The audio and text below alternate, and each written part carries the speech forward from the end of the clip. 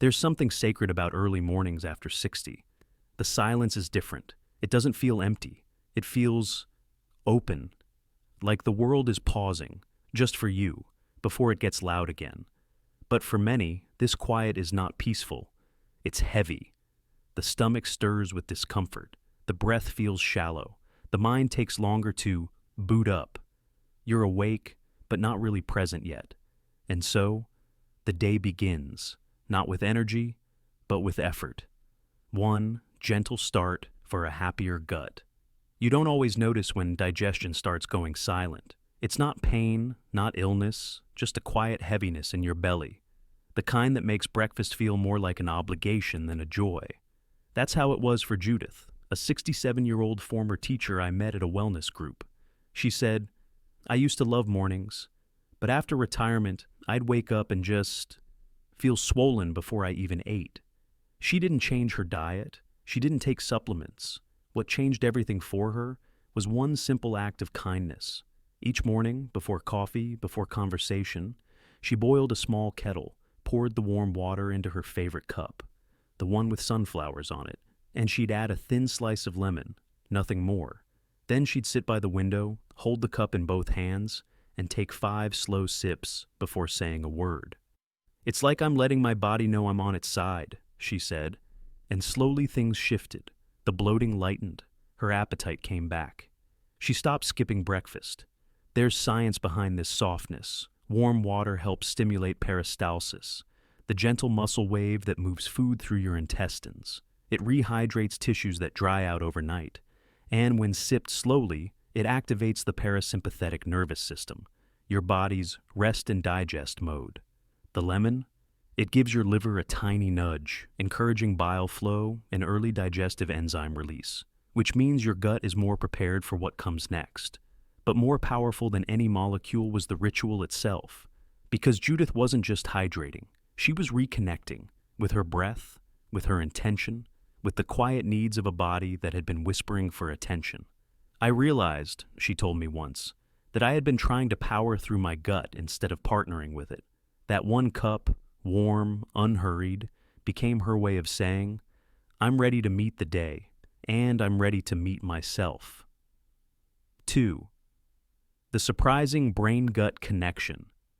Most people think digestion ends in the stomach, but your gut has conversations far beyond your belly, quiet ones that ripple up into your thoughts, your focus, your mood.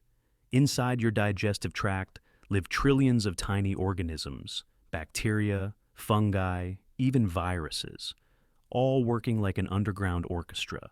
They help break down food, absorb nutrients, regulate hormones, and yes, they even whisper to your brain. Science calls it the gut-brain axis, a two-way communication line that links your emotions and clarity directly to the state of your inner ecosystem. It explains why on days when digestion feels off, your head feels foggy too. Your energy dips. Your memory feels out of reach. You forget what you walked into the room to do. That's not a coincidence. It's communication. And for seniors especially, that connection becomes more delicate over time. The gut lining thins. Diversity of bacteria declines. Stress can linger longer in the body, affecting both digestion and cognition. But there's good news. This line of connection isn't broken. It's just asking to be nourished.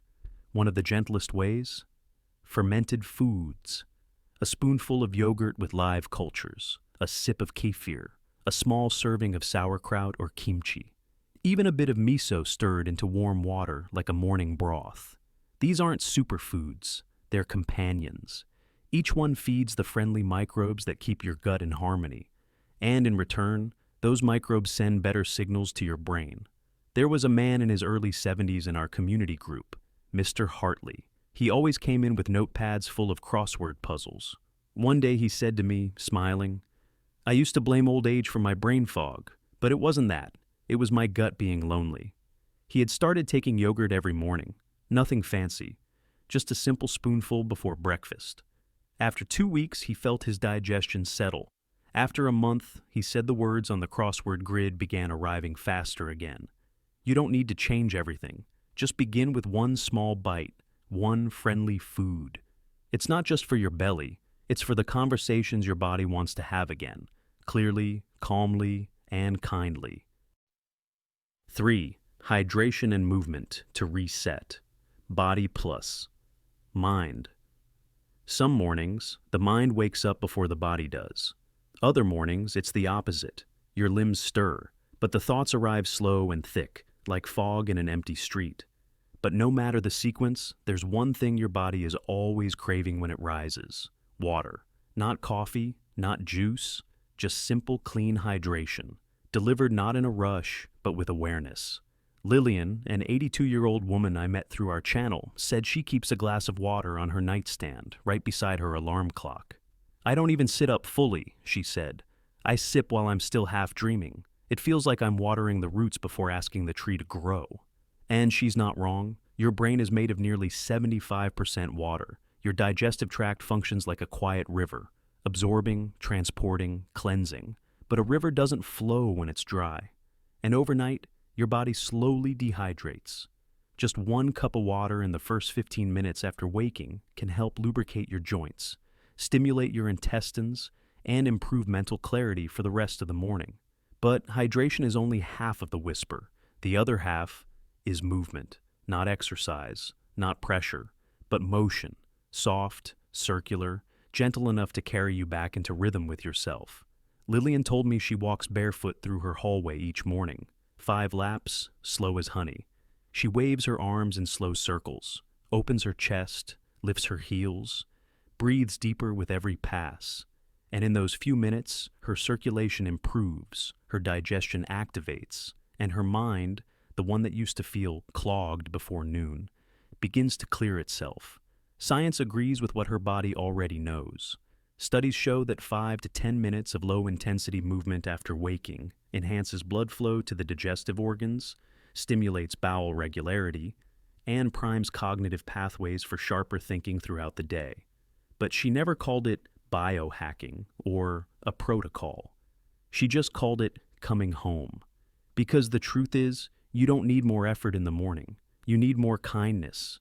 And sometimes that kindness looks like water, followed by a quiet walk through the place where you live, and the place where your body lives too.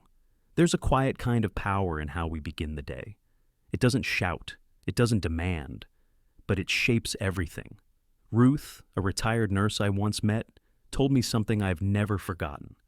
I used to wake up with dread, stomach tight, mind racing, but now I sip warm water. I sit by the window. I don't do more. I just feel more.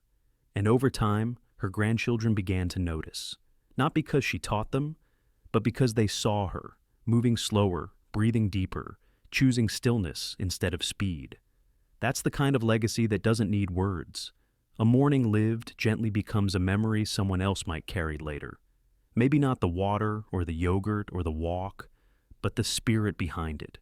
And isn't that what healing really is? Not perfection, but presence. Not change that overwhelms, but a rhythm that returns you to yourself. So, now I'll ask you, what would it feel like to wake up tomorrow not needing to fix yourself, but to meet yourself? To step into the morning not with urgency, but with quiet intention? Because the truth is, your gut is not just a system, it's a storyteller. And your brain is not just a machine, it's a mirror. They're listening, they're waiting, and they respond best when you whisper, not when you shout. So, let tomorrow begin with softness, with small steps, with the kind of care you'd offer to someone you love. Healing doesn't have to be hard. Sometimes it begins with how you sip, how you sit, how you remember your breath before the world asks you to be anything else. Which of these 3 habits speaks to you most today? Or, do you have a gentle ritual of your own that brings your body and mind back together? Share it in the comments below, because your small ritual might be someone else's turning point. And if this kind of quiet wisdom feels like what you've been missing, we invite you to stay close. Subscribe to Healthy Aging Hub for weekly reflections, rituals, and reminders that your presence still matters, and that healing can be soft, slow, and truly yours.